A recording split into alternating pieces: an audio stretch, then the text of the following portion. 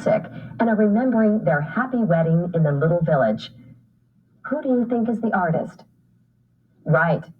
You knew it was Marc Chagall. So far, you've compared and contrasted the works of two artists who specialized in painting fantasy. You can probably tell their styles apart with no trouble. Now, let's consider the artwork of a third artist who painted from his imagination, Paul Klee. He was born in Switzerland in 1879 into a family of musicians, and he learned to play the violin as a boy. He studied painting in Germany, Italy, and Switzerland, and as an adult, settled in Munich. This is his unusual self-portrait. Now, it's one of Paul Klee's last paintings. Now, although it appears as though done by a child, it was thoughtfully planned, and each line, shape, and color has meaning. A portrait does not always have to resemble the person realistically. The simple lines and shapes create a quiet, balanced composition. Now, he called this painting Death and Fire, perhaps because his death was near, but he still felt the fire of creativity. Let's take a closer look at his paintings. Paul Klee was intrigued with color, and he played with the possibilities of color in most of his paintings. This portrait of a young lady called Senicchio is a combination of geometric shapes and the spectrum of color. She seems to be wearing a mask colored with most of the warm hues of the rainbow, and some that are in between. In addition to the colors, you can see how the face is composed of different shapes. Often, Klee liked to experiment with paint and the surfaces on which he painted. Now here, it looks like his painting surface shows through, although it might just be that he would paint over some colors with a quite dry brush, holding just a small amount of another color. Think how this picture is different from those you have seen by Magritte and Chagall. Because his parents were both musicians, they encouraged Paul Klee to study music and planned that he would have a musical career. They took him to many musical events. He made this watercolor and oil painting after seeing a popular opera and called it the battle scene from the comic fantastic opera, The Seafarer or Sinbad the Sailor. It shows a struggle between the sailor and some marvelous monsters in the spotlight of the theater stage. The sea is made up of many, many shades and tints of blue rectangles. But Paul Klee used his amazing imagination, as well as his skills of drawing and painting, to illustrate the music that he also loved. He also enjoyed going to the theater and often took his son Felix to puppet shows. He made masks, dolls, and puppets, and even a puppet stage for the boy. He encouraged Felix to try his hand at painting along with him in his studio.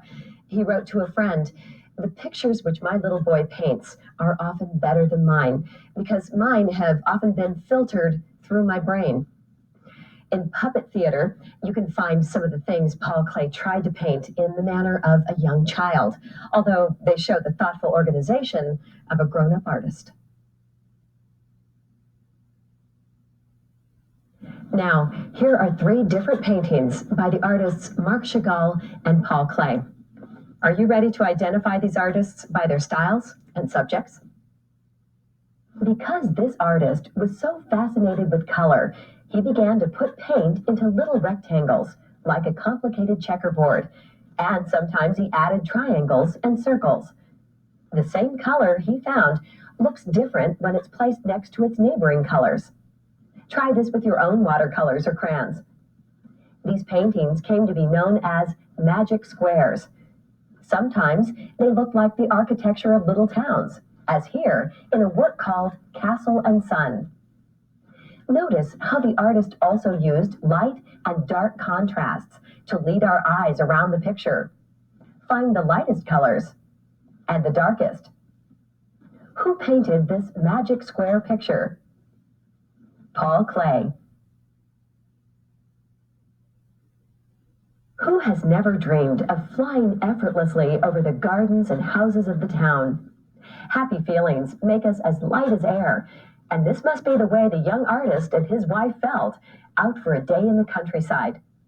Soft pink clouds and emerald green grass we have often seen, but only this artist has also shown us a pink church and grass green houses. Very evident, too, are the geometric shapes he liked to paint in the grassy field and the roofs of the houses. Who do you think painted this joyful double portrait called The Promenade? Right, Marc Chagall. This painting, simply called Still Life, was the last piece this artist created at the very end of his life.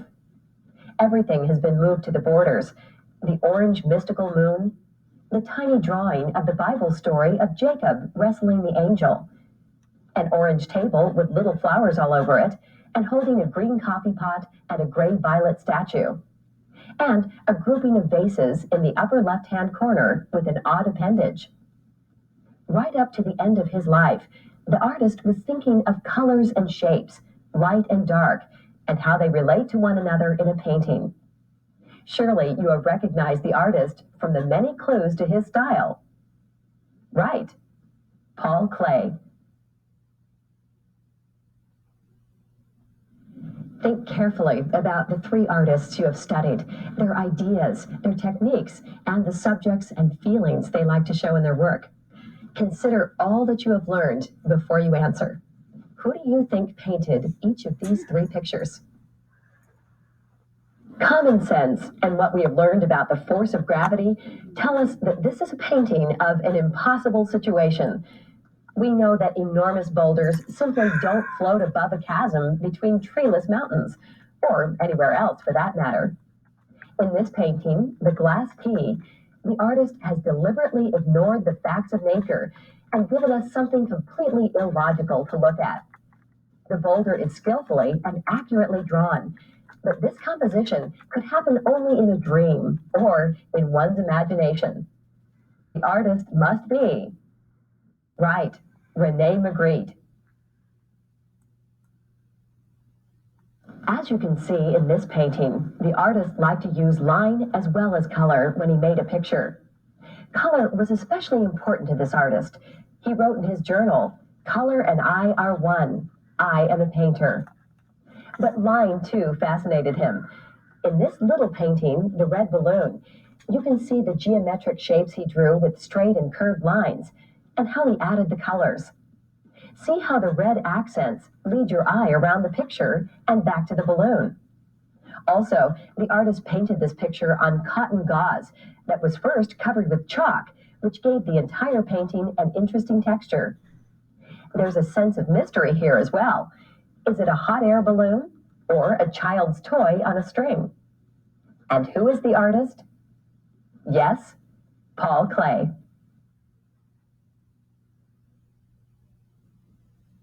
This painting, called Couple of the Eiffel Tower, was painted early in this artist's career when he lived and worked in Paris.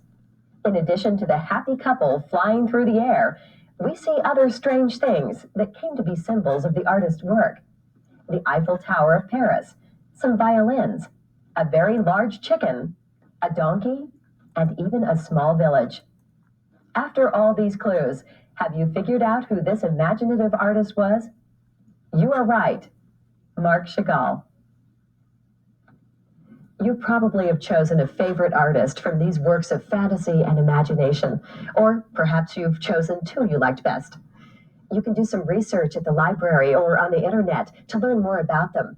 And I'm sure you'll be able to recognize other works of art by these artists when you see them in an art book, or better still, a museum or a gallery.